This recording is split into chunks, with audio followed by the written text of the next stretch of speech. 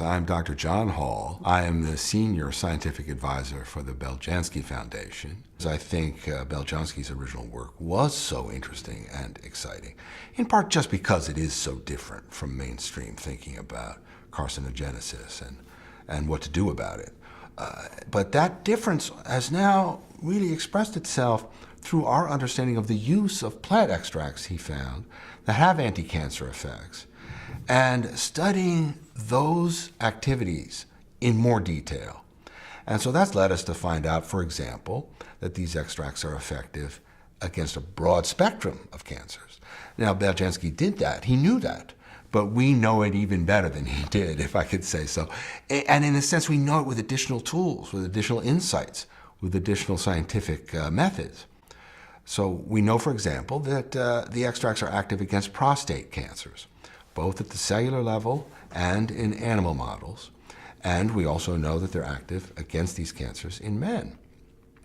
But we've learned, for example, that the Pao Pereira extract, that's one of the key plant extracts, induces apoptosis in prostate cancer cells. This is the mechanism of its anti-cancer effect.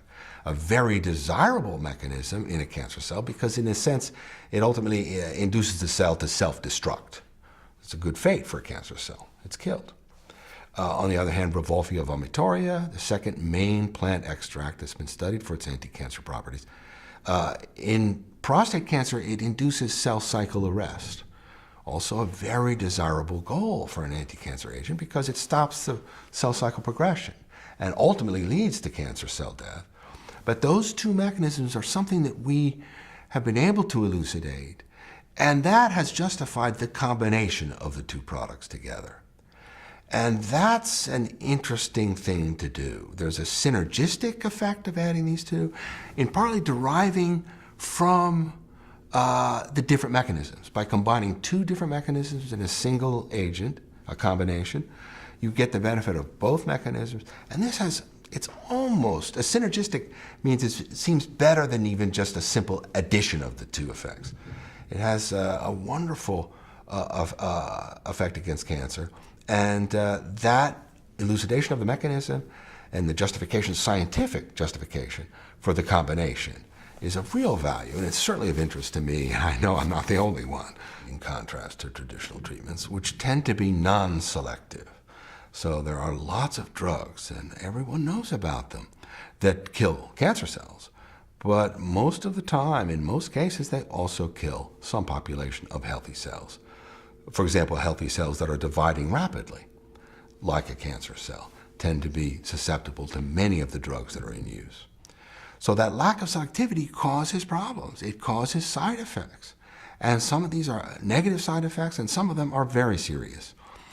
So for example, in patients undergoing chemotherapy with some drugs that are myelosuppressive, what that means is that the bone marrow production of white blood cells and platelets, our immune system is compromised.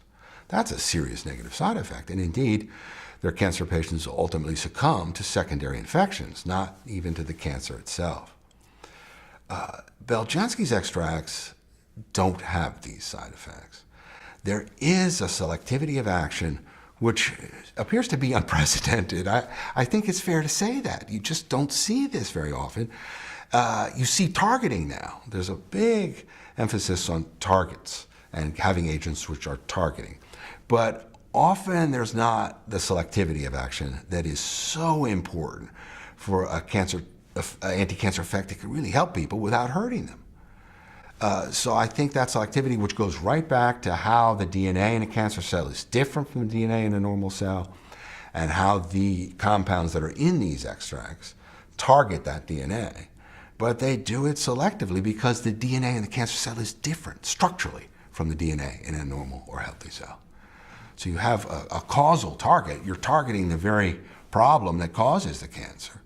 And you don't have that issue in a normal cell. So you do get selectivity out of this. You are tackling the really tough cases. We're not afraid of that. And I think I'm glad you brought that up. We have a program that's going on for some time at Kansas University Medical Center. Dr. Chen there has been working on the use of the plant extracts against ovarian and pancreatic cancers. And these are two of the toughest, absolutely difficult to treat by any normal therapy of any kind.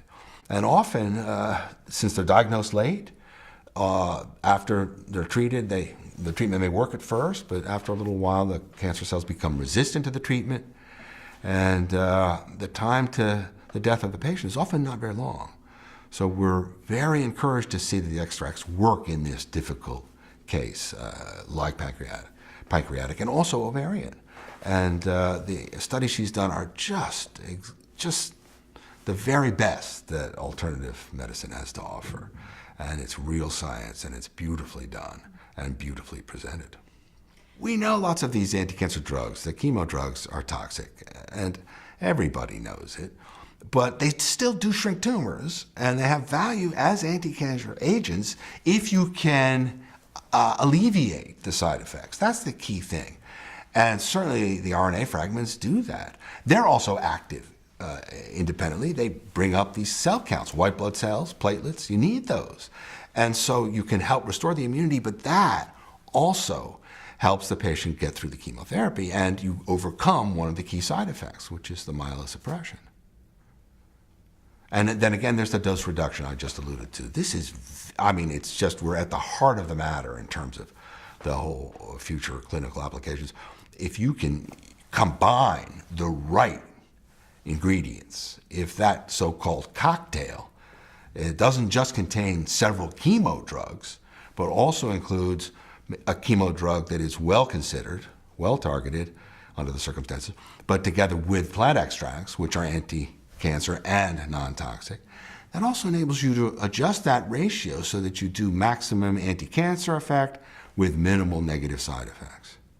I think the most important thing is continuing to do more research. I think, and that's the answer to the question, how do we educate, but how do we get attention, and how do we get acceptance? You've got to produce the data. And I think that has been lacking historically for some other products in the alternative field. But it's not true for us. As I've said, we're very rigorous, we do the right things. And I think continuing to do that, to continue to do rigorous science, and show that these things work and they're safe, is the way to draw attention to us. And that's the mission of the Beljanski Foundation, to get the word out. But doing the research is just key. Mainstream, traditional doctors are now incorporating this. The fact that patients show interest does influence some doctors. And I think more and more doctors are starting to look outside the box and say, what can we do for my patient that'll help them get through the chemotherapy? And the immune support I alluded to earlier, there are RNA fragments that were developed by Mirko Beljanski that help support the immune system, and it works with patients undergoing chemotherapy. That's terrific, and I think slowly but surely more and more doctors are saying, hey, if we take this product, my patients can take the RNA fragments and their immune system will be supported. They better tolerate the chemo, and the chemo can finish its job. They don't have to interrupt the therapy, they don't have to cut the dose of the drug, they can actually complete the program that the medical oncologist prescribed. And at the same time, the patient can get through it in one piece. The work of the Beljanski Foundation is made possible by the generous donations of individuals who believe in its mission and share our commitment to making the discoveries of Mirko Beljanski available to as many people as possible. To show your support, please visit www.beljanski.org.